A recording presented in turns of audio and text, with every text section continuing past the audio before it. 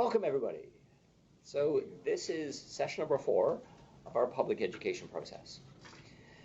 I'm going to start by defining the term that we're going to be discussing today, which is the term families. So for the purposes of this discussion, families is the largest possible definition, because there are many kinds of families.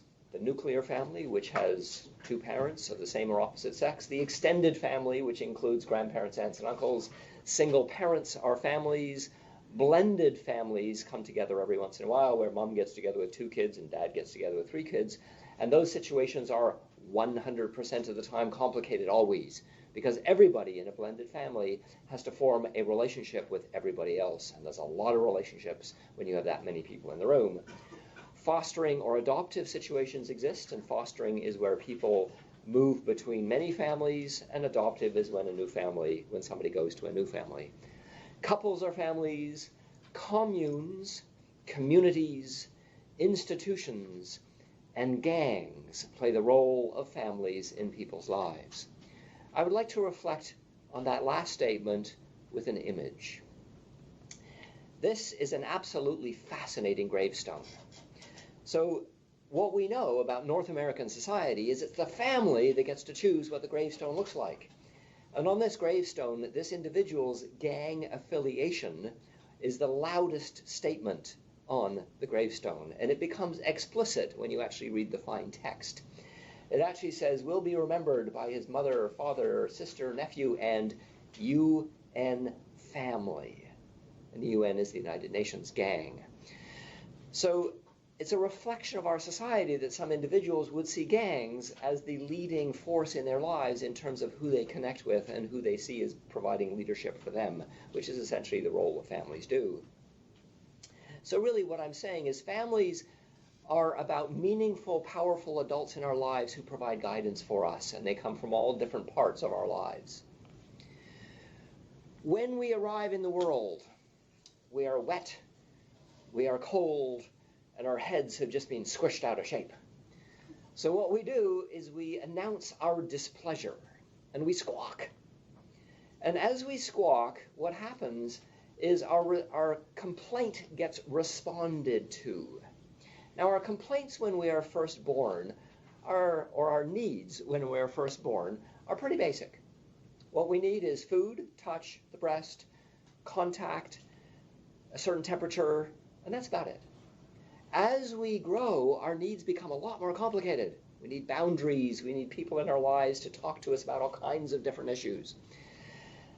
Now, I have a belief, and the belief is that right from birth, as we announce our needs and our needs get responded to, there is always a subtext.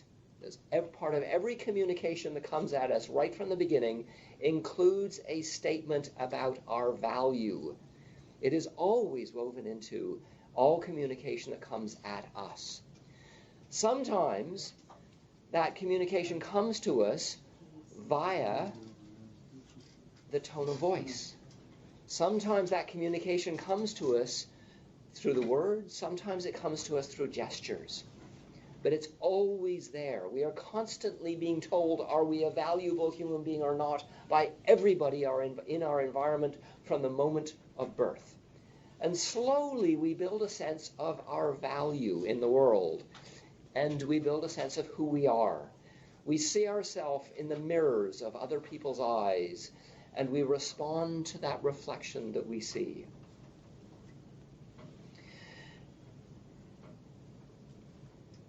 Now, in families, we learn many things. We learn what I've just talked about, which is our self-worth. But there's more to it than that. We also learn communication skills. For example, all communication that we see in the world around us fits into one of 3 categories. It's either passive, aggressive, or assertive. Passive is when I'm one down.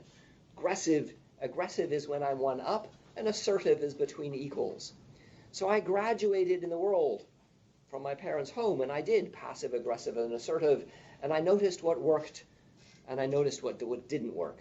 And I changed, and I worked with those models of communication, because sometimes it's appropriate to be a passive, sometimes it's appropriate to be aggressive, sometimes it's appropriate to communicate between equals. And being able to move between those three states skillfully requires a huge amount of practice, insight, wisdom, and observation about the people around us.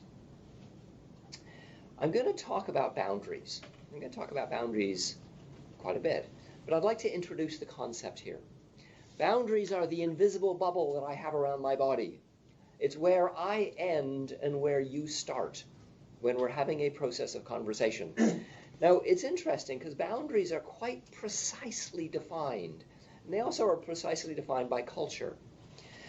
Now, if you want to experiment with boundaries, when you're having a casual conversation on a street corner, step 3 inches closer to the person you're talking to.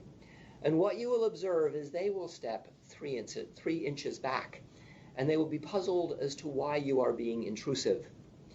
If you step 3 inches back, they will step 3 inches closer, and they will be puzzled as to why you are being distant. In fact, some scientists measure the different distance between those noses on street corners. And it's quite precise. It's exact. So we have boundaries around our bodies. It's where I stop and you start. But we also have boundaries around objects. And it usually starts with the teddy bear. And then it becomes more sophisticated, and then it becomes about all kinds of very expensive objects, including cars and whatever else. But we also have boundaries around space. This is my room. Leave my room alone. You can't come into my room. You can't come into my room, especially when the door is locked. We have transient boundaries around space, for example, bathrooms. This room is mine when I'm in here and I lock the door, but hey, it's not mine permanently because somebody else could take it after I finished. So we have boundaries around bodies, we have boundaries around objects, and we have boundaries around space. And in addictions, boundaries change. And I'm going to talk about why in just a little while. All families have rules, and we learn the rules of families, and there are two kinds of rules. There are spoken rules and there are implied rules. Now, with spoken rules, those are rules that everybody knows about and everybody talks about. Implied rules are rules that everybody knows about, but nobody talks about. An example of a spoken rule is you need to come home at 10 o'clock at night in order to go to bed. Another example of a spoken rule is you take your shoes off at the door. Another example of a spoken rule is dinner time is 6 o'clock in the evening. All families have rules. All families also have implied rules. An example of an implied rule is usually about power dynamics. Who's the boss in the family when? Those kind of things rarely get spoken about, but everybody knows about it. Now, when addictions are happening in families, the implied rules often grow. An example of an implied rule is we can't talk about dad's drinking. We know it's a huge issue in this family. It's a problem. We all struggle with it almost every single day, but we never talk about it. Now, I have an interesting job. I get to do all kinds of different things, including coming and talking to you today. But one of the hats in my drawer of different job descriptions that I have is called family therapist. So every once in a while, I haul out my family therapist hat and I put it on my head, and I walk into a room with a family that's really struggling with lots of issues. And I try and help them to sort out what they're struggling with and bring some peace to their conflicts. One of the things that I do is I want to have in the back of my brain an awareness of the difference between spoken rules and implied rules, because I want to identify the implied rules, and I want to turn them into spoken rules. And the reason why I want to do that is because you can negotiate spoken rules and you can't negotiate implied rules. For example, if I know that I have to be home at 6 o'clock for dinner time every single day, but I've got a big event going on and I can't come in till 7, I can negotiate that. I can say, I really can't be there. Can I have dinner at 7? And there can be some back and forth around that, and hopefully some flexibility to allow that to change. But if we have a rule in our family that says we can't talk about dad's drinking, and I say, hey, Dad, I know we don't normally talk about your drinking, but you were really intoxicated last night, and it's a big problem because you started to behave violently. Can we negotiate your behavior when you're drinking? we can't do that because it's an implied rule, and everybody will become incredibly offended by that process.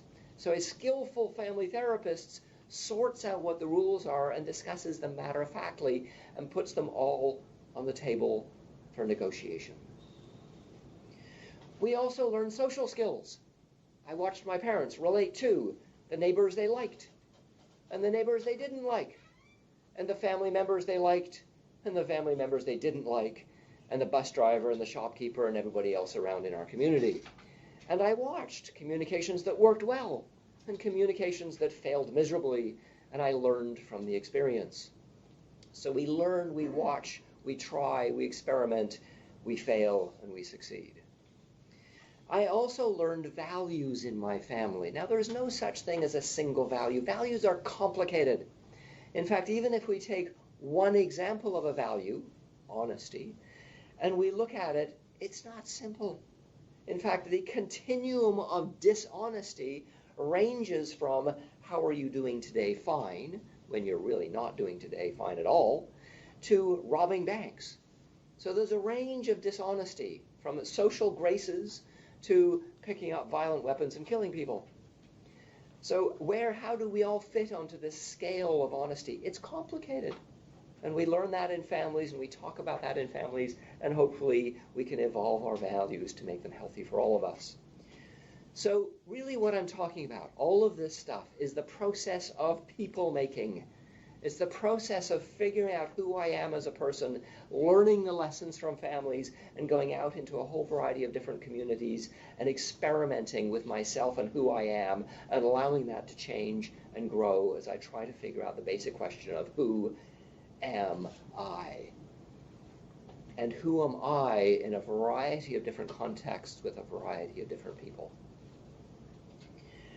Now, there is no such thing as a completely healthy family.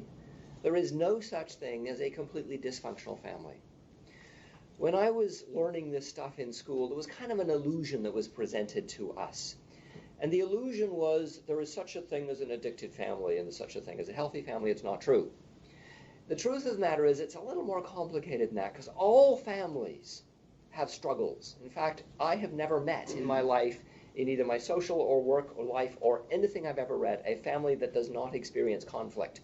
All families have conflict. Conflict is normal. It's inevitable. So the issue isn't how families deal, whether or not families have conflict, but it's how families deal with conflict.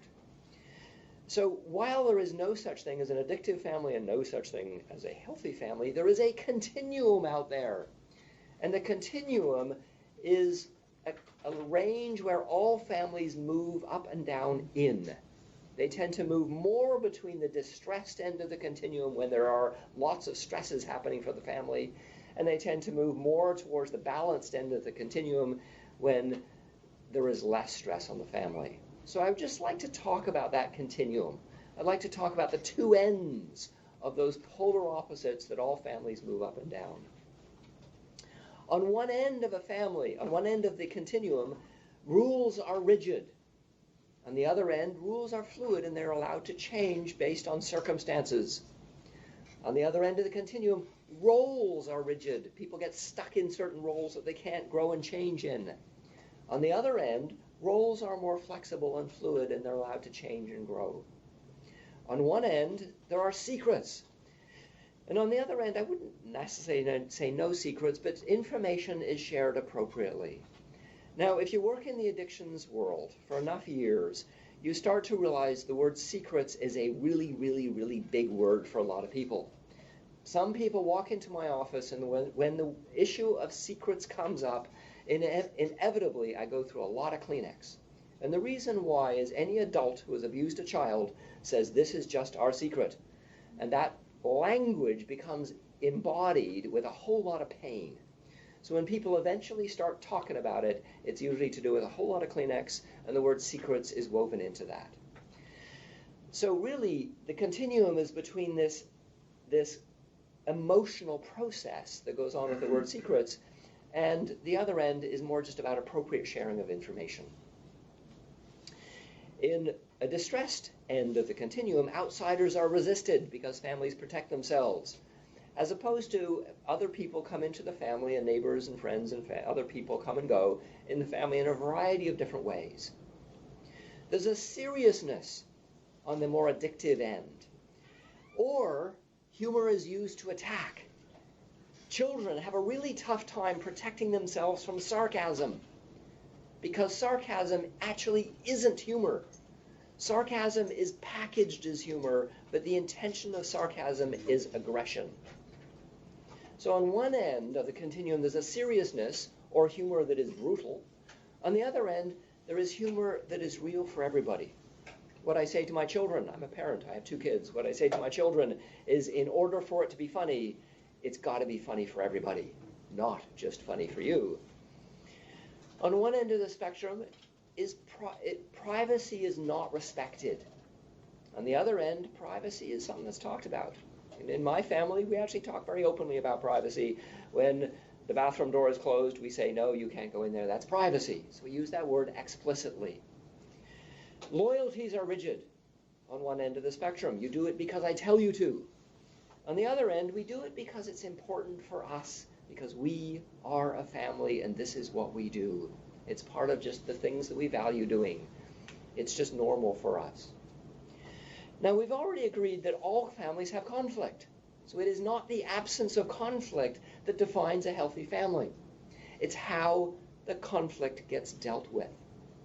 In more distressed situation, the conflict happens and then it's denied.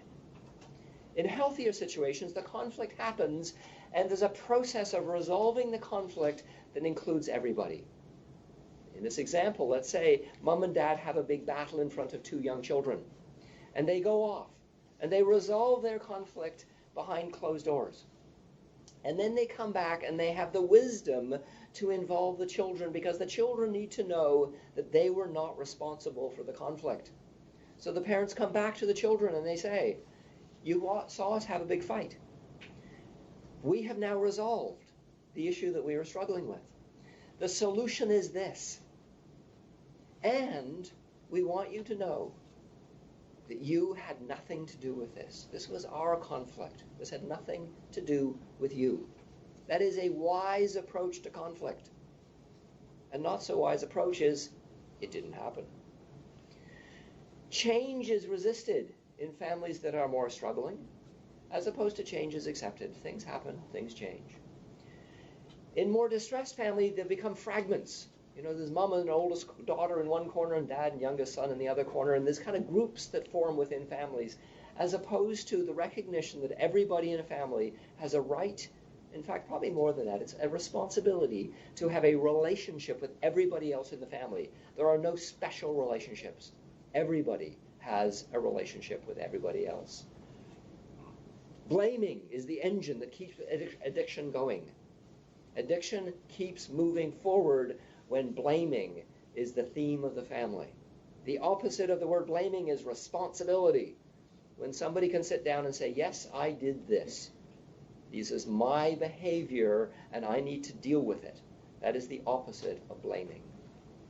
There is also a huge unpredictability when families are more distressed. If I do not know that mom is going to come home loving and sober or drunk and violent, the unpredictability of that is hugely stressful for myself as a child. As opposed to the opposite of that, which is parents are supposed to be boring. We're supposed to be predictable. When my children say to me, Dad, you are boring, what I say is, yes, that means I'm doing my job.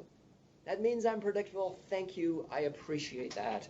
I am being a good parent. I appreciate the compliment. To which they don't respond favorably, but that's just fine.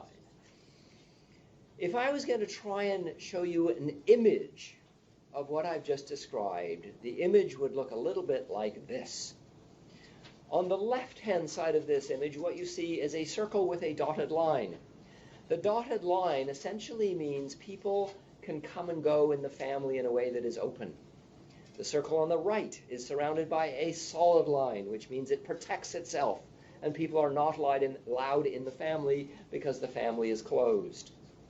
You'll notice the horizontal line in the middle of these two images. The horizontal line on the left is solid. What that means is parents in healthier families are busily being parents. And the job description of a parent is completely different from the job description of the child. On the right-hand image, where there's a dotted line in the center of the circle, that essentially means that there's a blurring between the roles. If you take a look at what I do when I move this, what you see is, in this case, the square is becoming demoted and behaving a bit like a child. And in this case, one of the circles is becoming promoted and behaving a bit like a parent. Parents need to be parents. Children need to be children. And when those two roles get confused, the families don't do very well. Notice in the top left image, the circle and the square that are running the family are seen as equal. Now, all circles are different from squares, and they bring different things to families. So no two parents in a family will ever do the same things. They'll always offer different stuff. That's just the way it works. But they're equally valued, as opposed to the image on the right, where what you have is a difference in value. What I'm bringing to the family is really important, and what you're really bringing isn't very good at all. Not very helpful. And the green circles around the right image mean a sense of locked-innedness, which can become a problem for a family. So I'd like to kind of take some of these thoughts and elaborate a bit. So I'd like to talk about boundaries, because boundaries in addiction are really interesting to look at. So let's look at the theory of boundaries for a second. Boundaries are invisible fences or bubbles that separate me from other people. They protect my space and they protect my objects. So it keeps people from coming into my space and misusing me. When I can do boundaries, I can keep people out of my space that shouldn't be there. One of the more difficult truths of this world is that there are people out there that will hurt me if they can. And when I do boundaries well, I can keep them away from me and keep them from hurting me. But when I do boundaries well, I will become sensitive to other people's boundaries. I will notice when people do not want me close to them. And I will be sensitive to their needs and responding to their boundary clues of me. And when I do boundaries well, when I can see other people's boundaries and I can do my own boundaries, I will have a sense of who I am in this world that is healthy and constructive. And when I do not do boundaries well, I will have all kinds of problems. There are 4 ways of doing boundaries. If I approach the world from a place of no boundaries, the example here, or the analogy here, it's raining in Vancouver, and I'm running around, and I'm buck naked. Now, that's not really a good thing in Vancouver. That means I'm going to be cold, I'm going to be wet, and I'm going to be miserable. So if I have no boundaries in this world, I will have a poor sense of myself. I won't have a really clear sense of who I am in this world, and I will feel like a victim. I'll be scattered, anxious, and overwhelmed by the world, insecure and afraid. And I can either turn that into victimhood, where other people will attack me, or I can turn that into being an offender, where I become aggressive with other people. I won't be able to say no, and I will take on everybody else's problems around me, and I won't be very good at taking care of myself. Perhaps I do weak boundaries. Now, weak boundaries here is if I'm in Vancouver and it's raining, and now I have my undershorts on and a t-shirt on, and I have flimsy little sandals. Now, I am still inappropriately dressed, and I'm still going to be cold, wet, and miserable, but I'm better than if I'm running around buck naked. So when I have weak boundaries, it means sometimes I can say no, but sometimes I can't. Sometimes I can feel responsible for other people's feelings, and sometimes I don't. I'll be inconsistent. Sometimes I'll want to control other people, but sometimes I don't need to. I'll be easy to manipulate at times. And I'll also go against what I know is true and good for me at times, but at other times I can protect myself. When I have clear boundaries, it's raining in Vancouver still, but now I have an umbrella, I have a rain jacket on, and I've got my boots on. So I am appropriately protected against the weather. So when I have good boundaries, or clear boundaries, I will have a strong sense of myself. My self-esteem will be good. I will feel good about myself. I won't abuse other people, but I also won't accept abuse from others. I can say no, or I can say yes when appropriate. And I have a healthy sense of power and control in my life. and I can be intimate when I choose. By intimate, I mean I'll be able to share self. I'll be able to say, this is who I am. But I'll also be able to hear other people when they share who they are with me. So I will have an understanding of both my own and other people's needs around me. Another way of doing boundaries is called having rigid boundaries. Now, when I have rigid boundaries, it's still raining in Vancouver, but now I have an umbrella, I have a deep-sea diver suit on, I have an ice axe, and I have crampons on. I am overdressed for the occasion. So that also doesn't work well for me, because I will have a wall between myself and other people. I won't be able to accept intimacy. I will have to be controlling all the time. I will reject other people, and it's basically my way or the highway. So rigid boundaries don't work very well for me when I'm in this place. So I'd like to take some of these thoughts that I'm sharing with you about boundaries and explore how it happens and how they interact with addictions. Because how it works is there is a multi-generational cycle that happens, where adults with addictions raise children with poor boundaries, and children with poor boundaries grow up to be adults with addictions. So what does that actually look like? How does that work? Now, when we talked about what it's like to be in the place of addiction, we talked about how it's like having a heffalump on one's lap. Now, we all know what a heffalump is. It's a large imaginary animal. Now, if I am doing the heffalump dance, it means I'm doing this addiction experience. I will be consumed by the fact this enormous thing is sitting on my lap. When I am consumed with addiction, I will not be able to see the needs of the people around me. I will be self-centered. And because I can't see the needs of the people around me, I will cross their boundaries all the time. So the children in my life will not get what they need. They will not get love. They will not get consistency. And occasionally I will be violent and abusive. If I am raised in that environment, and I have had my boundaries intruded upon frequently, what I will experience is a lot of emotional pain. I will be unclear about when abuse is occurring. I will be angry a lot of the time. I will feel incredibly disconnected from others. I will feel like I am alone in this world. I will have a poor sense of self. My self-esteem will be really poor. I will have a tough time with long-term relationships. Short-term relationships are easy, and they're relatively fun. The work comes into the long-term relationship where I hang out with somebody over a long period of time and I start to negotiate who they are with who I am. I will misread social cues. Most communication comes to us in the form of body language, tone of voice, and facial expressions. Most of the stuff that comes at us is not the words. And it's complex. Human communication is rich and complicated. And I won't be able to see that and won't be able to understand that if I'm not raised in a family that has taught me that from the beginning. I will also fundamentally believe that I'm a bad person. That's the stuff of addiction.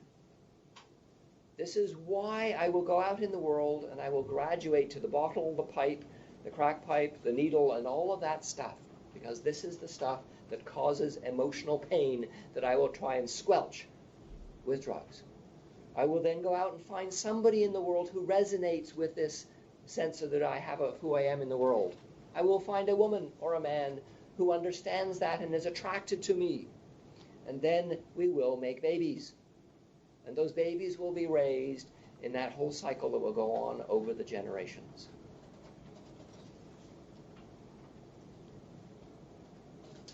I'm going to do a couple more slides and then take a break. There are 3 types of abuse. When you work in the addiction services, you talk about abuse with people a lot. And I'd like to talk about the 3 types of abuse, and then I would like to propose a theory about the 3 types of abuse. So there are 3 types of abuse. There is sexual, there is physical, and there is emotional. Now, we as Canadians actually understand what sexual abuse means, and we understand why it's harmful. It's adults having sex with kids, or it's non-compliant sex between adults. We as Canadians also understand what physical abuse is, and we understand why it's harmful. Physical abuse is violence to a fellow human being, and we understand why it's a problem. But we as Canadians don't understand emotional abuse, and we don't understand why it's a problem. So I'd really like to spend a minute or two talking about emotional abuse. Because an emotional abuse is the words that come at us to degrade us. Whenever physical or sexual abuse are occurring, emotional abuse is always occurring. But sometimes emotional abuse occurs by itself. And emotional abuse is where the long-term damage comes from. Now, it's interesting, as a counselor who works in the addiction services field, I am aware that a lot of people walk into my office and talk about this stuff a lot. And so I've kind of sorted out what's important and what isn't. And really what is important when we have experienced abusive situations in our past is really one basic question, is who was I in that experience? Now, an analogy or an example of this that I find kind of helpful is kids are often involved with car accidents, and sometimes they have really big trauma that happened to their bodies. But they do not show up in counselor's office 25 years later and talk about how much pain they're in over the car accident that happened many years earlier. And the reason why is because at no point in the car accident did they take on a sense of being at fault in that experience. When we get abused by others, sometimes what we do is we take on a sense of being bad. And it's that that becomes the problem in our lives. And myself, if I want to help somebody deal with this, I have to chase down the question, who was I in that experience? And if it's a child that's being abused by an adult, essentially the child has no fault in that experience, none. And they need to give the responsibility back to where it came from in order to heal. Now, the flip side of boundaries is called attachments. And I want to talk about attachments, and then we're going to take a break. So attachments are connections. Attachments are when we bond to other people. And attachments are really, really important. In fact, we as a human species would not survive without attachments. It is rooted in our mental health. Who we connect with and how we connect with others is deeply associated with our mental health. So it's interesting to see what happens when attachments don't work well. When we don't have good bonding with other people as we're growing up in families, we will feel insecure and anxious. We will tend to relate to peers, and we will disconnect from other people of different ages.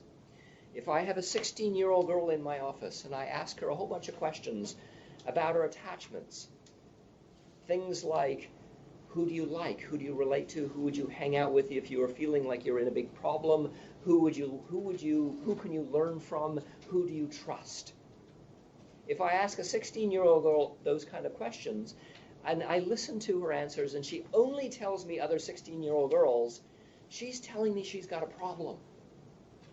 If she has lots of 16-year-old girls, which is fine, but she also has Aunt May that she bakes bread with every other Saturday morning, and when she's baking bread with Aunt May, she can talk about anything. And she also has a little brother who's 6 years younger than her, and she feels that she can play a leadership role with her brother. She's telling me that she's a healthy young girl. But if she only has 16-year-old girls in her life, she's got a problem, because 16-year-old girls do not supervise 16-year-old girls very well. The ideal way of having attachments is lots of friends of the same age, absolutely, but we need to see ourselves as being led by people older than us and leaders to folks who are younger than us. And then we are in a place of health. Having worked for the addiction services for decades now, I observe that many people walk into my office, and what they have is 40, 50, 60, 70, 80-year-old bodies, but they are functioning as teenagers. And so what I see is people with poor attachments. How I relate those two thoughts are, I think that none of us want to grow up. And we're kind of forced to grow up because we connect with others. And those people that we connect with leverage us to change. They tell us that our behavior is obnoxious, and because we care about them, we change our behavior. So when we have secure attachments to a whole range of different people, we grow up. because we are connected. And if we do not have connections with other people, when people give us feedback that we're not doing okay, we don't care. So we don't grow up. And really for me, growing up is about two things. One is the ability to care for myself at first, and then my ability to care for others. When you go to counseling school, they teach you some stuff. It's amazing. One of the things that I was taught, so many years ago, when I went to counseling school, is that families that are really struggling have three rules, which is called don't trust, don't talk, and don't feel. So I'd like to talk about those three rules, and I'd like to talk about how that applies to addictions. Don't talk, don't trust, don't feel. So the don't talk rule means don't talk real. Don't actually talk about what's really happening in the situation. Don't trust means you can't really predict anybody else's behavior. If I think about what trust means in order to have trust in place between two fellow human beings, a couple of things have to be in place. One is you have to be able to predict the other person's behavior. And you also have to believe that person will not hurt you. And when you have those two things coming together, trust builds slowly. Trust is not a light switch. It's not something you can turn on and off. You can turn it off in an instant, but you can't just turn it on. Trust has to build, and it builds as we gather information about our fellow human beings. And as we gather information and we understand them as being predictable and we believe they won't hurt us, we build trust. Addictive families are unpredictable, profoundly unpredictable. And so it is reasonable that people who graduate from addictive families are taught to not trust people. And also feelings. Addictive families don't feel. By that I mean they've found every possible way of turning off feelings. And a range of feelings are not expressed. Sometimes the only feeling that ever gets expressed in a family is dad's anger, and everybody else's feelings is completely squished. So it's interesting to look at what happens if I am a child and I'm raised in a family where I'm not taught to talk real, and I do not trust the people around me, and I do not have a way of expressing myself in terms of my richness of feelings with the people around me. Because that is a formula for addiction. If I graduate in the world having been taught to not talk, not trust, and not feel, I will graduate to the bottle. And it's interesting to look at why that is, or the bottle, or the needle, or the pipe, or whatever. And the reason why is because if I am taught to talk, if I'm taught to talk real, then I form relationships with people that are based on honesty and integrity. And when I have those kind of close, real relationships with people, when my life goes off the rails, they will tell me. And they will say, Mark, I think you got a problem here. And because I am bonded to them and attached to them, when they tell me that they have concerns about me, I will change my behavior because I care about them. The don't trust rule leads me to walk the path of addiction for a similar reason.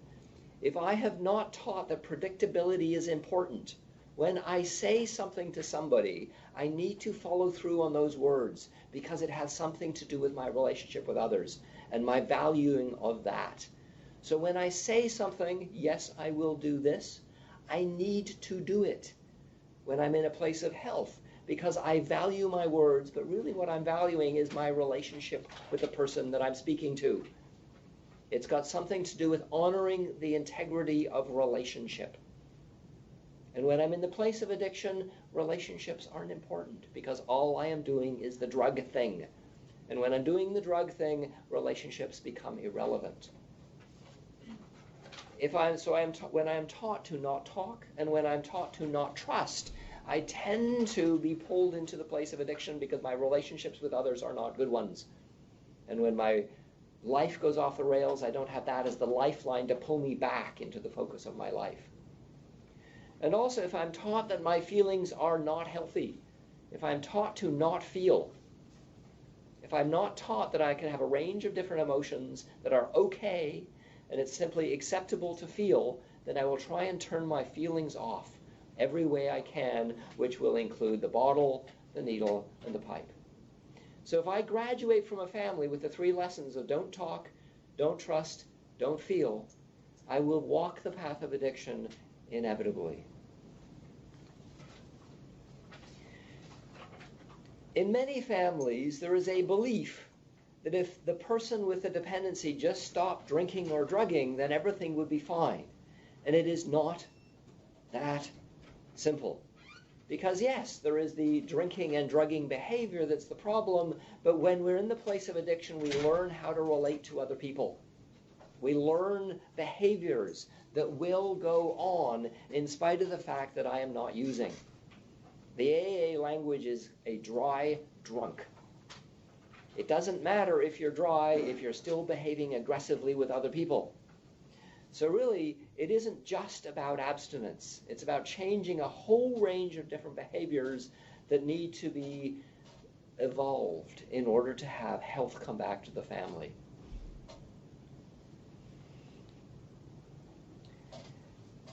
Now, here are some guidelines for families. Learning the facts about addiction.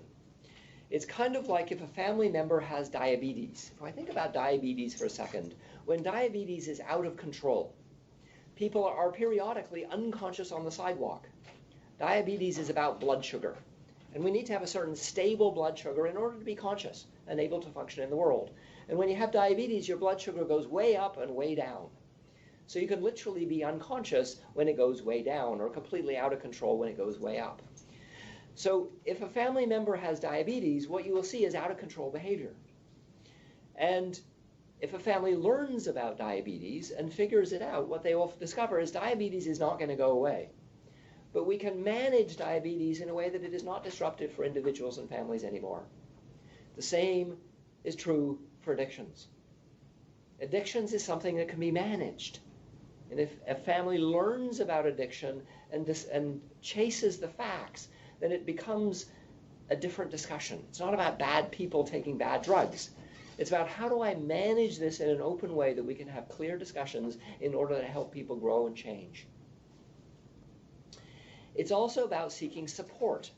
Now, when we talked about healing from addictions, we talked about the importance of finding support. We do not recover alone. We never recover alone. We recover in the context of others. Relationships are vital in the process of recovery. The same is true for family members.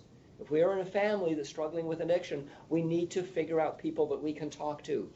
We need to form relationships with other people that hopefully understand us and are able to help us and give us some guidance and thoughtfulness and certainly support, because we will feel incredibly stressed when we're in these environments, and we need to have a way of having an outlet to deal with our stress. We also need to be open to exploring our own patterns and behaviors, because so often in families when an addiction is going on, it's so easy to blame the person with the addiction. And we need to look at how we are also behaving. We need to talk about how we're approaching the person and how we're talking to them.